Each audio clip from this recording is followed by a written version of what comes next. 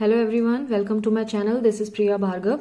Today we are going to do Unit 3 Interpersonal Attraction. Unit 3 is from Block 2 MPC 004 Advanced Social Psychology.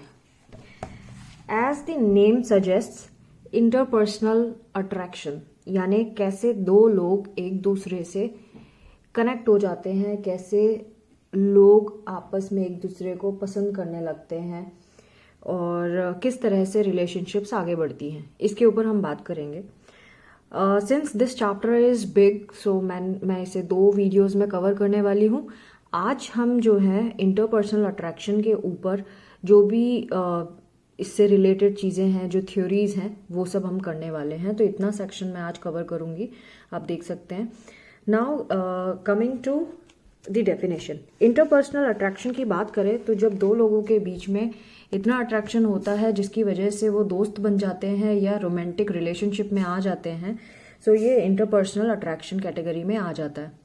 Again interpersonal attraction जो है ये एक तरह का force है जो दो लोगों के बीच में एक्ट करता है और उन दोनों को एक दूसरे के करीब लाता है और उन दोनों लोगों के बीच में सेपरेशन को रोकता है.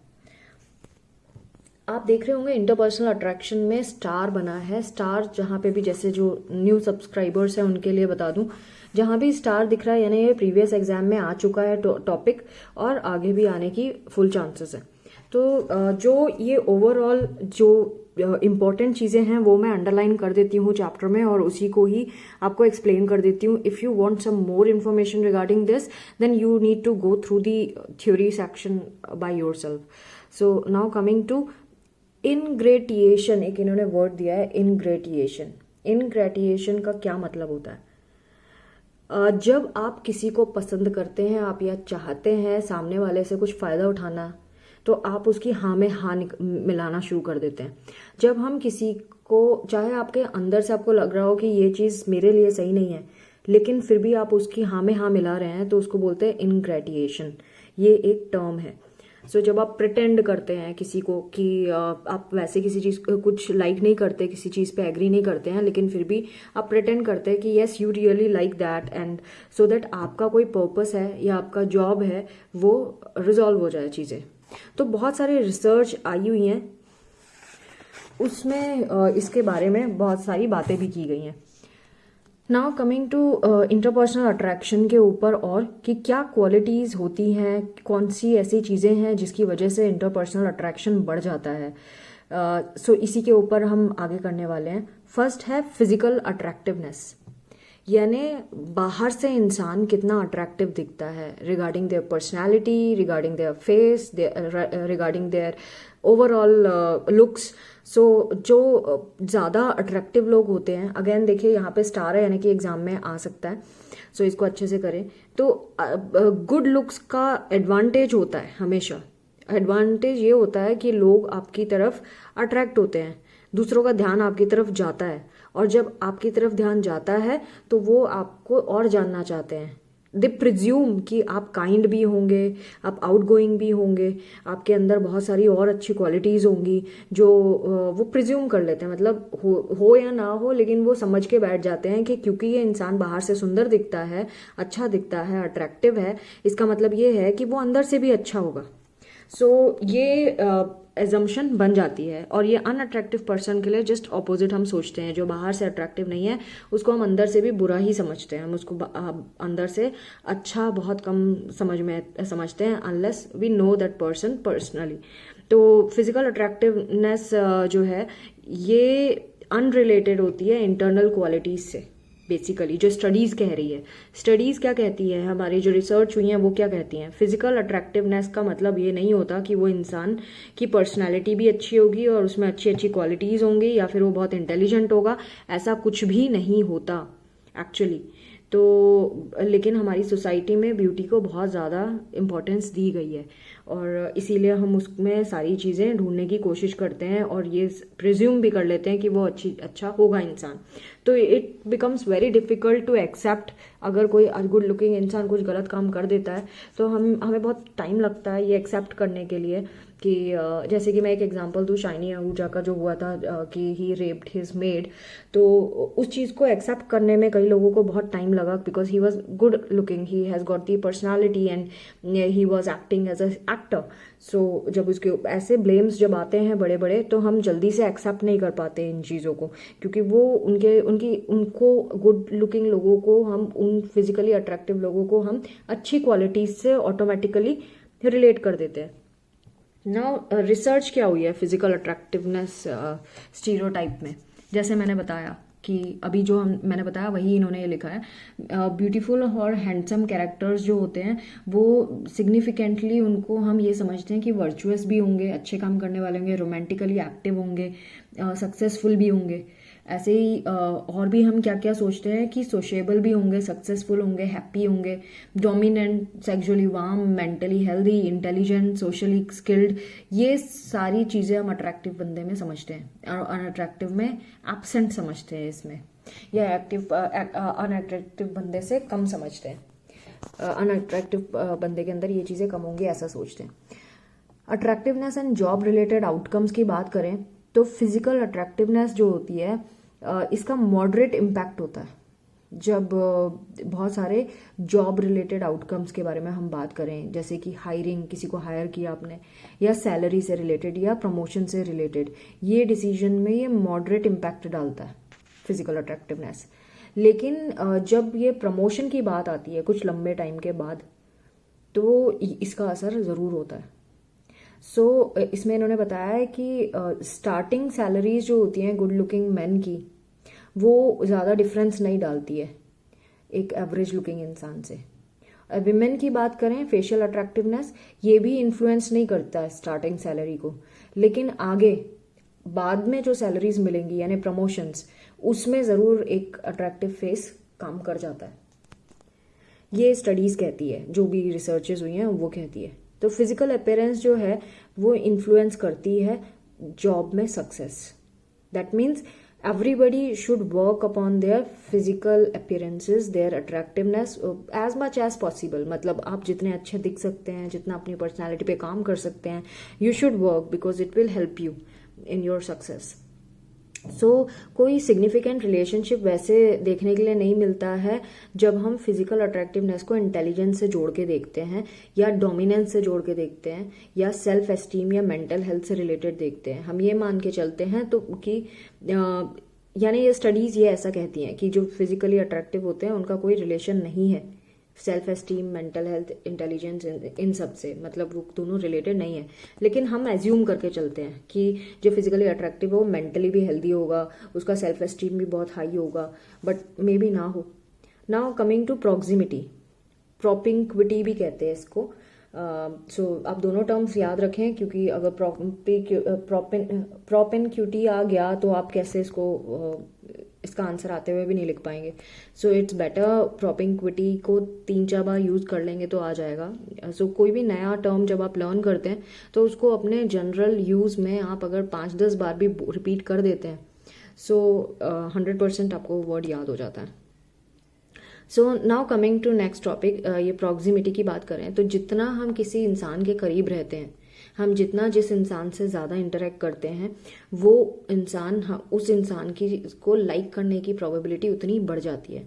यानी हमारे वो फ्रेंड्स ज़्यादा होते हैं जो हमारे करीब रहते हैं, हमारे आसपास रहते हैं, रादर जिनसे हम बहुत लॉन्ग डिस्टेंस फ्रेंड्स हैं, जिनसे हम कभी मिलते ही नहीं है। तो जिनसे आपका एक्सपोजर ज़्यादा होता है उनको लाइक करने की पॉसिबिलिटी भी बढ़ जाती है, प्रोबेबिलिटी भी बढ़ जाती है। Now proximity as an intensifier of sentiments. Sentiments को कुछ भी हो सकता है, सेंटीमेंट्स मतलब फीलिंग्स नेगेटिव भी हो सकती है, पॉजिटिव भी हो सकती है। तो जो इंटेंसिफायर का मतलब ज़्यादा लाइक करना या ज़्यादा डिसलाइक करना। तो जब हम किसी इंसान के पास रहते हैं, जोग्राफिकली बात करें, जोग्राफिकली मतलब फिजिकली अगर आप जिस इंसान के ज़्यादा करीब रहते हैं, वो हमारे सेंटीमेंट्स को भी बढ़ा देती है। यानी जैसे कि अगर ये सिर्फ इंसान टू इंसान नहीं, बट इंसान से जानवर का भी आप देखें, अगर आप किसी डॉग को पाल लेते हैं तो आपको उसकी आदत हो जाती है, आप उस डॉग को पसंद करने लग जाते हैं। लेकिन एक सड़क चलने वाले डॉग को, जिसको आप कभी कभार ही देख पाते हैं, उससे शायद आपकी इतनी अटैचमेंट नहीं होगी जो ऐसा डॉग जो आपके घर में रहता है। So this is with people also. लोग जिनसे आप जनरली जिनके साथ रहते हैं उनसे आपकी लाइकनेस बढ़ती है। तो इन्होंने यहाँ पे बताया कि जो स्टूडेंट्स हैं, स्टूडेंट्स में भी ऐसे ही होता है, उनकी फ्रेंडशिप उन बच्चों से ज़्यादा होती है जो उनके क्लास में रहते हैं या फिर जो उनके साथ में बैठते हैं या जो सेम बिल्डिंग में रहते हैं बच्चे या लोग, उनकी वो एक दूसरे को ज़्यादा जानते हैं और उनकी लाइकनेस भी ज़्यादा होती है एज़ कम्पेयर टू अदर। फिर यहाँ पे इन्होंने कुछ रिसर्चेस की थी, इन्वेस्टिगेशन किया था कि फ्रेंडशिप की डेवलपमेंट एंड हाउसिंग, हाउस जो घर होते हैं, अपार्टमेंट्स जो जैसे बनती है बिल्डिंग, तो उनकी किस तरह से बिल्डिंग में स्टडी करना चाह रहे थे। तो बिल्डिंग की शेप उन्होंने यू शेप रखी, यू शेप की बिल्डिंग रखी इस तरह से। सो उन्होंने ये रिसर्च करके पता लगाया कि यहाँ के घर इसके सामने देखते थे और यहाँ पे साइड में यू के जो साइड होते हैं, जैसे यू अगर मैं ऐसा बनाती हूँ तो ऊपर जो यहाँ पे लोग रह रहे हैं उनको सामने स्ट्रीट दिख रही है, लेकिन जो यहाँ यू वाले एरिया में, कर्व वाले एरिया में रह रहे हैं उनको सामने ग्राउंड दिख रहा है। तो जो लोग आपस में इंटरेक्ट कर पा रहे थे, यानी कि आपका इमीडिएट नेबरहुड, आपके बगल वाले घर में जो रहते हैं उनसे आपका ज़्यादा इंटरेक्शन होता है, तो आपके उनसे रिलेशंस बनेंगे, ज़्यादा अच्छी दोस्ती होगी। और जैसे जैसे आप दूर होते जाएंगे लोगों से, उतना ही मतलब दूर वाले घरों से आपकी कम दोस्ती होगी, 5-6 घर छोड़ के जो रहते होंगे उनसे शायद कम दोस्ती होगी। सो दिस इज़ हाउ जो प्रॉक्सिमिटी होती है, आपका जो डिस्टेंस है लोगों से, वो डिसाइड करता है कि आपकी फ्रेंडशिप किससे ज़्यादा होगी। इन्होंने एक और चीज़ देखी कि जो लोग स्टेयरवेज के पास रहते हैं, मतलब सीढ़ियों के पास रहते हैं, और जो लेटर बॉक्स के पास रहते हैं लोग, उनकी ज़्यादातर लोगों से दोस्ती थी क्योंकि वहाँ से ज़्यादा लोग गुजरते थे। तो जब लोग आसपास से गुजरते हैं एंड आपका स्टेयरवेज के पास ही घर है, तो बहुत ज़्यादा प्रोबेबिलिटी है कि आपके आते जाते वो लोग टकराएंगे और हाय हेलो तो हो ही जाएगी। तो ऐसे रेजिडेंट्स जो स्टेयरवेज के पास रहते थे या फिर लेटर बॉक्स के पास रहते थे, वो ज़्यादा लोगों से दोस्ती कर पाए। इन्होंने एक और चीज़ स्टडी करी है जो डच एंड कॉलिन्स ने की थी 1958 में। उन्होंने ये बताया कि जो रेशियल हार्मनी मतलब जो अलग अलग रेसेस के लोग हैं, जैसे नीग्रोज हो गए, चाइनीज़ हो गए, एशियंस हो गए, तो इन सब की जो दोस्ती है उसको हार्मनी कहते हैं, मिलजुल के रहना। तो ये जो रेसेस हैं, रेशियल लोग हैं, जो जितने भी रेसेस के लोग हैं, अगर वो एक ही बिल्डिंग में या आसपास रहते हैं, या इंटीग्रेटेड हाउसिंग जिसे कहते हैं, जिसमें हर एक रेस के लोग रहते हैं, अगर एक ही बिल्डिंग में इन्हें रख दिया जाए तो इनमें हार्मनी रहेगी। मतलब जो डिस्क्रिमिनेशन होता है कास्ट को लेकर, रेस को लेकर, वो खत्म होने लगता है जब हम ये प्रीजडिस खत्म, जिसको बोलते हैं रेशियल प्रीजडिस खत्म हो जाएगा अगर एक ही साथ लोग मिलके रहने लगे, क्योंकि हमें उनके कल्चर के बारे में पता चलता है जब हम साथ में रहते हैं, एक दूसरे को देखते रहते हैं। सो हमारा जो कैपेबिलिटी है किसी चीज़ की एक्सेप्टेंस की, वो बढ़ने लगती है, धीरे धीरे हम एक्सेप्ट करना सीख जाते हैं। तो that is why proximity works on friendship.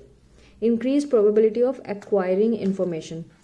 Again proximity होती है तो और क्या फ़ायदा होता है, प्रॉक्सिमिटी होने से हमारी जो लर्निंग की कैपेबिलिटी है वो बढ़ जाती है, हमारे को बहुत सारा एक्सपीरियंस मिल जाता है, हमें अपॉर्चुनिटी मिलती है नई इन्फॉर्मेशन गेन करने के लिए। और जो एक्सपीरियंस मिलता है वो दोनों तरीके से मिलता है, रिवार्ड के फॉर्म में भी मिल सकता है, पनिशमेंट के फॉर्म में भी मिल सकता है। सो जैसे जैसे डिस्टेंस होता जाता है लोगों के बीच में, हम उनके लाइक्स डिसलाइक्स नहीं जान पाते, और इसीलिए हमारे अंदर हेट या लव वाली कोई भावना नहीं रहती उन लोगों के लिए जो हमसे दूर रहते हैं। हमारी जो भावना है लव और हेट की, उनसे ज़्यादा होती है जो हमारे आसपास रहते हैं, हमारी प्रॉक्सिमिटी में रहते हैं। और जो डिग्री ऑफ प्रॉक्सिमिटी है दो लोगों के बीच में, वो बहुत सारी चीज़ें डिसाइड कर देती है regarding information about that person. Then उसकी लाइक्स डिसलाइक्स क्या हैं, पॉजिटिव सेंटीमेंट्स और नेगेटिव सेंटीमेंट्स डेवलप हो सकते हैं हमारे उस इंसान के लिए। सो ये बहुत सारी चीज़ें हमें हो जाती है प्रॉक्सिमिटी की वजह से। नाउ प्रॉक्सिमिटी जो है वो, ये बहुत न्यू कॉम ने बताया था, जब प्रॉक्सिमिटी होती है मतलब दो लोग या बहुत सारे लोग या ग्रुप जब पास पास रहते हैं, तो बहुत कम चांसेस है कि रिपल्शन हो या हॉस्टिलिटी हो, मतलब नेगेटिव इमोशंस आए। ज़्यादातर टाइम, मैक्सिमम टाइम्स हमारी पॉजिटिव फीलिंग्स ही आती हैं जिन लोगों के साथ हम रहते हैं। सो जो प्रॉक्सिमिटी है वो परमिट करता है favourable emotions rather than unfavourable emotions, यानी लाइकनेस ज़्यादा होगी, अनलाइकनेस बहुत कम के बराबर होगी, डिसलाइकिंग देखने नहीं मिलेगी ज़्यादा। तो ये बताया इन्होंने। फिर है Heider balance theory. Heider balance theory अगर आप देखें, ये इसमें स्टार है, यानी ये एग्जाम में आ चुके हैं और अब आगे भी आएगा। तो हैदर्स बैलेंस थ्योरी जो है बहुत टर्म्स लेके इन्होंने एक्सप्लेन किया है, जैसे कि ये स्टेटमेंट है जो आपको लिखना है। Heider's theory is that people strive to make their sentiment relationships harmonious with their perception of the unit relationships existent between objects. So word to word अब देखें तो इसमें सेंटिमेंट रिलेशनशिप की बात की गई है और यूनिट रिलेशनशिप, ये दो टर्म्स इन्होंने यूज किए हैं। सो पहले तो हम ये देखते हैं ये टर्म्स का मतलब क्या है। सेंटिमेंट रिलेशनशिप का मतलब होता है पॉजिटिव और नेगेटिव एटीट्यूड जो हम किसी के लिए रखते हैं या किसी चीज के लिए रखते हैं या किसी इंसान के लिए पॉजिटिव या नेगेटिव एटीट्यूड रखते हैं, उसको बोलते हैं सेंटिमेंट रिलेशनशिप। यूनिट रिलेशनशिप होता है एक सेपरेट एंटिटी जिसमें फैमिली मेंबर, जैसे कि फैमिली मेंबर्स हैं तो वो जो फैमिली है वो यूनिट हो गई। अब फैमिली मेंबर्स के बीच में जो रिलेशनशिप है वो यूनिट रिलेशनशिप मानी जाएगी। तो अब ये क्या कहना चाह रहे हैं, ये कहना चाह रहे हैं कि जो हमारा परसेप्शन होता है वो ये रिलेशनशिप को लेकर, एक यूनिट रिलेशनशिप को लेकर, वो हमेशा हार्मोनियस ही होता है। मतलब हम positive towards positive side we think. So unit relationship में लोगों के बीच में जो रिलेशनशिप होगा वो हार्मोनियस ही होगा। लोग हार्मोनियस ही रिलेशन रखना चाहते हैं, जो इमोशंस हैं उनको हार्मोनियस ही रखना चाहते हैं एक क्लोज प्रॉक्सिमिटी में। मतलब पास पास रहने वाले लोग हार्मोनियसली रहना चाहते हैं, ये कहना चाह रहे थे वो। सो इसका ये प्रिंसिपल यही बोलता है। और उसी को इन्होंने फिर एक्सप्लेन किया। ये देखिए मैंने कितने 3 पैराग्राफ को अंडरलाइन किया, बस इतना काफ़ी है अगर आपको समझना है इस चीज़ को। और इसमें वही चीज़ बताई है जो मैंने शॉर्ट में ख़त्म कर दी बता के, तरह तरह से इसको घुमा घुमा के बताया। नाउ पर्सनालिटी इंफॉर्मेशन के बारे में इन्होंने बात की है। ये कुछ ज़्यादा नहीं है, एम्बिगुअस पिक्चर, ये सब गर्ल्स, ये सब कुछ नहीं है, इसको आप छोड़ सकते हैं। यहाँ हम देखेंगे एक्चुअल प्रॉक्सिमिटी के बारे में बात कर रहे हैं। जो एक्चुअल प्रॉक्सिमिटी होता है ये अट्रैक्शन से या फिर रिपल्शन से को रिलेटेड है। एक्चुअल प्रॉक्सिमिटी मतलब आप एक्चुअली फिजिकली जो आप किसी के साथ रह रहे हैं वो, तो ये रिलेटेड होती है अट्रैक्शन या रिपल्शन से। प्रॉक्सिमिटी जो है वो अलाउ करती है कि हम बहुत सारी इन्फॉर्मेशन सामने वाले के बारे में ले सकें, क्योंकि जब आप किसी के साथ रहते हैं तो आपको उसके बारे में बहुत सारी इन्फॉर्मेशन पता चलती है, उसके लाइक्स, उसके डिसलाइक्स, किस बात पे चिढ़ते हैं, किस पे नहीं चिढ़ते हैं, वो सारी चीज़ें हमें पता चल जाती है, क्या चीज़ डिस्टर्बिंग है, ये सब। तो और उसी के बेसिस पे हमें ये भी एक्सपीरियंस होता है किस चीज़ से हमें रिवार्ड मिलता है और किस चीज़ से हमें पनिशमेंट मिल जाती है दूसरे बंदे से। तो इसीलिए प्रॉक्सिमिटी ये चीज़ें हमें बताती है, ये इन्होंने बताया। Now coming to similarity. Similarity कैसे रोल प्ले करती है।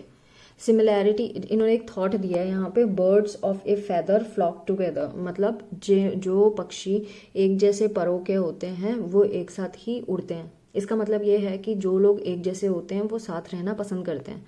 ये मोरेस का अट्रैक्शन सिमिलैरिटी मॉडल है 2007 का। मोरेस अट्रैक्शन सिमिलैरिटी मॉडल 2007।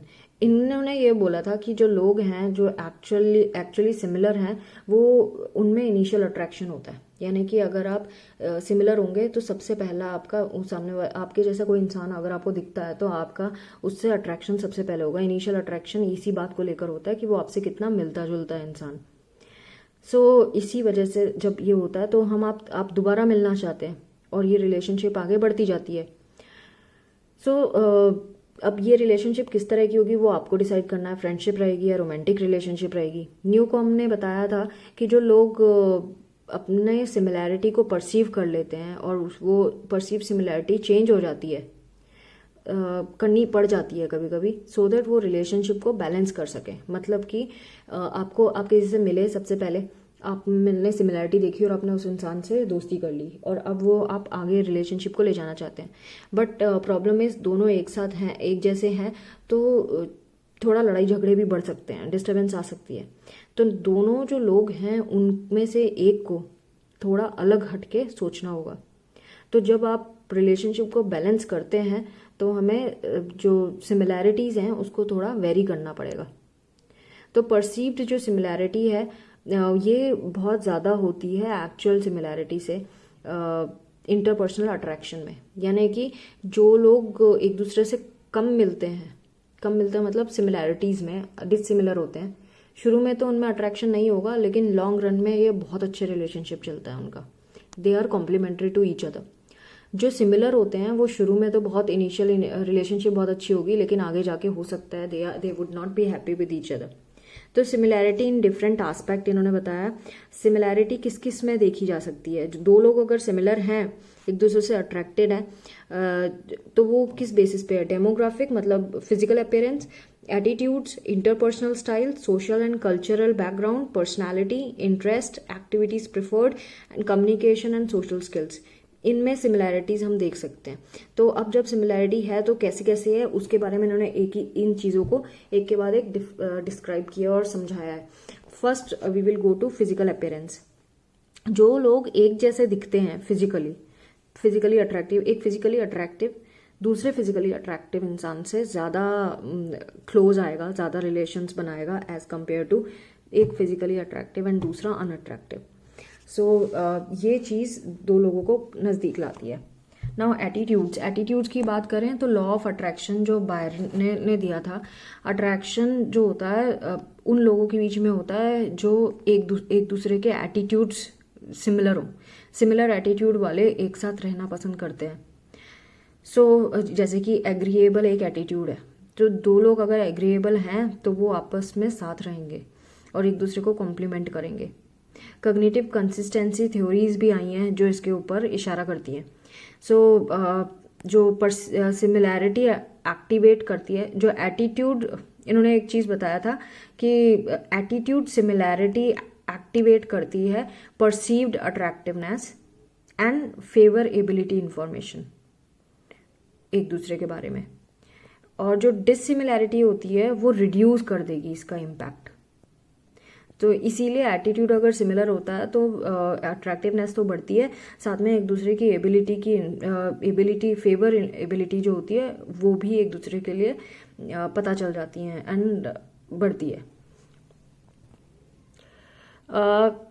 सो ये तो था एटीट्यूड के ऊपर, और इसी के बारे में इन्होंने फिर डिटेल में दिया है कि कैसे जब ये आप जो लोग होते हैं वो एक दूसरे का रेस्पेक्ट करते हैं जब दोनों के सिमिलर एटीट्यूड होते हैं, और सोशल इंटेलेक्चुअल प्रोसेस जो होता है वो इम्प्रेशन जो होता है अगर दोनों अच्छा है तो वो भी प्रेफरेंस होता है सिमिलैरिटी के लिए। वैल्यू बेस्ड एटीट्यूड भी एक सिमिलैरिटी मानी जाती है अगर लोग एक दूसरे में देखते हैं। तो ये क्वालिटीज़ बताई हैं जो एक दूसरे में एटीट्यूड के बेसिस पे देखी जाती हैं। Now coming to social cultural background, इसी में सिमिलैरिटी इन डिफरेंट आस्पेक्ट जो है इसी का ही सब टॉपिक है। फिजिकल अपीयरेंस यहाँ पे मैंने पढ़ के भी बताया था, एटीट्यूड हमने कर लिया। अब इंटरपर्सनल स्टाइल के बारे में बात करेंगे हम, और सोशल एंड कल्चरल बैकग्राउंड के बारे में बात करेंगे। तो वो लोग साथ में रहना ज़्यादा पसंद करते हैं, रोमांटिक पार्टनर्स बनना पसंद करते हैं। बस एंड बार्ने ने 1986 में ये चीज़ बताया था। जब वो रोमांटिक पार्टनर्स होते हैं, जब वो सिमिलर होते हैं किसमें? Demographic characteristic, religious background, political orientation और सोशियो इकोनॉमिक स्टेटस, इसमें अगर इक्वल होते हैं तो वो साथ में रहना पसंद करते हैं। पर्सनालिटी की बात करें तो पर्सनालिटी अगेन वही सेम, ऐसी पर्सनालिटी जो एग्रीएबलनेस होती है, जिसमें कॉन्सिटियसनेस होती है, extroversion, emotional stability, openness to experience and attachment style, ये चीज़ें जिनमें होती हैं वो ये डिज़ायर्ड रोमांटिक पार्टनर की क्वालिटीज़ हैं जो लोगों को चाहिए होती हैं।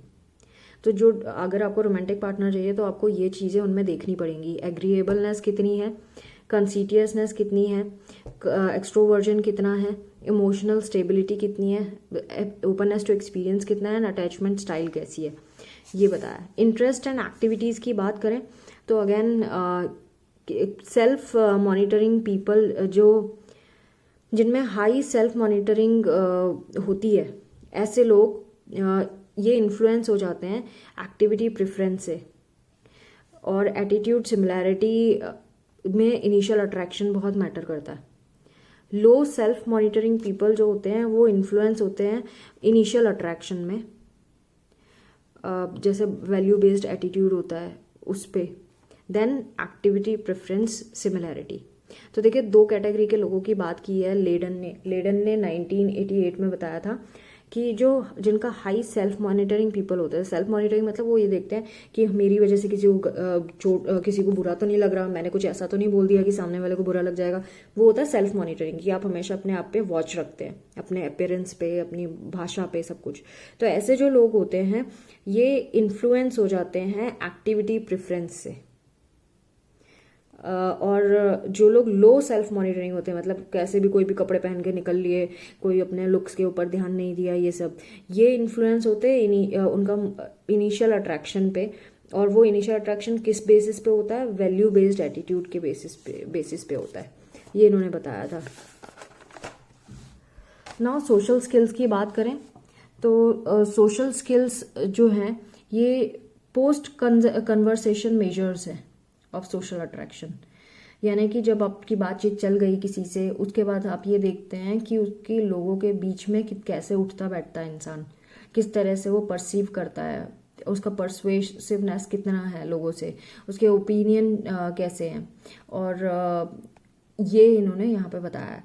Now coming to effects of similarity on interpersonal attraction. तो इन्होंने जो ये चीज़ मैं पहले ही बता चुकी हूँ, सिमिलैरिटी का क्या असर होता है इंटरपर्सनल अट्रैक्शन में।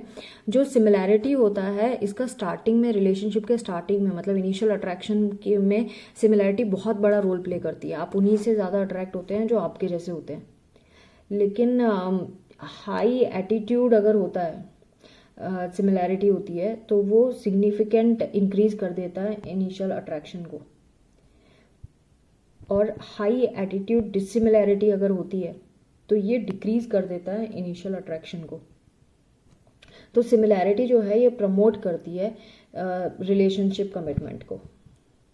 नाउ कॉम्प्लीमेंटैरिटी की बात करते हैं, ये इंपॉर्टेंट टॉपिक है, इसमें स्टार नहीं लगा, बट मुझे लगता है कि इंटरपर्सनल स्किल्स के सेक्शन में, इंटरपर्सनल रिलेशनशिप के सेक्शन में कॉम्प्लीमेंटैरिटी की बात, मॉडल ऑफ कॉम्प्लीमेंटैरिटी की बात करें तो इन्होंने ये बोला अपोजिट अट्रैक्ट्स, यानी कि कॉम्प्लीमेंटरी इंटरेक्शन जो होता है, यानी दो लोग एक दूसरे से उल्टे हैं, एक एक्सट्रोवर्ट है तो दूसरा इंट्रोवर्ट है।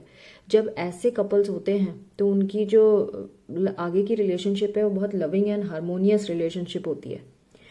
सो इनका कहना ये है कि शुरू में तो सिमिलैरिटी काम करती है, लेकिन आगे जाके कॉम्प्लीमेंट्री पार्टनर्स जो होते हैं वो ज़्यादा अच्छी इंटरपर्सनल रिलेशनशिप बना पाते हैं। सो मैथ्स एंड मूरे ने भी यही चीज़ बोली थी। वो लोग जो ज़्यादा अट्रैक्टेड होते हैं अपने पीयर्स से, क्योंकि और वो क्यों ऐसा होता है, इन्होंने एक रीज़न दिया था अब एक्चुअली मूरे एंड मैथीज ने, कि क्यों ऐसा होता है कि कॉम्प्लीमेंटैरिटी जो है वो ज़्यादा रिलेशनशिप को आगे बढ़ाती है। क्योंकि आप जैसे होते हैं, आप अपने आप को एक आइडियल सेल्फ में देखते हैं, आप चाहते हैं कि काश मैं ऐसा होता, काश कोई इंट्रोवर्ट है तो वो सोचता है काश मैं एक्सट्रोवर्ट होता, मैं लोगों से खुल के बात कर पाता। और जब वो दूसरे इंसान को, जो उसका पार्टनर है, उसमें वो चीज़ देखते हैं तो वो आइडियलाइज करने लगते हैं उस चीज़ को कि यार चलो मैं नहीं तो ये तो कर रहा है। सो उससे क्या होता है, उससे सेंस ऑफ सेल्फ वैलिडेशन और सिक्योरिटी आती है कि चलो ये तो अपना ही बंदा है ना, इसने ही बोल दिया, मेरी वाली चीज़ कर दी, तो इंसान जो है वो खुश हो जाता है, वो अच्छा फील करने लगता है कि मेरा कॉम्प्लीमेंट्री पार्ट ये इंसान है। दो लोग जब एक जैसे होते हैं तो वो डिससेटिस्फैक्शन, फ्रस्ट्रेशन बहुत ज़्यादा बढ़ जाती है, वो इंसान फ्रस्ट्रेटेड रहने लगता है। सो इन्होंने यही चीज़ बताया कि अगर दो लोग एक जैसे होते हैं तो इसमें ऐसा होने की चांसेस हैं कि फ्रस्ट्रेशन लेवल बढ़ जाएगा। I am not able to see where it was written but it was there. Principle of, यहाँ पे है मे बी इस पैराग्राफ में, हाँ देखिए ये फ्रस्ट्रेशन। सो ये इसमें प्रिंसिपल ऑफ सिमिलैरिटी और कॉम्प्लीमेंटरिटी में इन्होंने यही बताया। ये प्रिंसिपल क्या स्टेट करता है कि फ्रेंडली पीपल जो होते हैं वो फ्रेंडली पार्टनर प्रिफर करते हैं। सो जो इम्पोर्टेंस है सिमिलैरिटी और कॉम्प्लीमेंटरिटी का, वो डिपेंड करता है रिलेशनशिप का स्टेज कौन सा है। सिमिलैरिटी जो होती है वो इनिशियल अट्रैक्शन पे तो काम करती है, लेकिन कॉम्प्लीमेंटरिटी जो होती है वो रिलेशनशिप को आगे टाइम पे डेवलप करने में बहुत हेल्प करती है। मार्के ने 2007 में ये बताया था कि जो लोग ज़्यादा सेटिस्फाइड होते रिलेशनशिप में, उनके पार्टनर्स जो होते हैं वो कॉम्प्लीमेंट्री होते हैं, मतलब उल्टे होते हैं उनसे।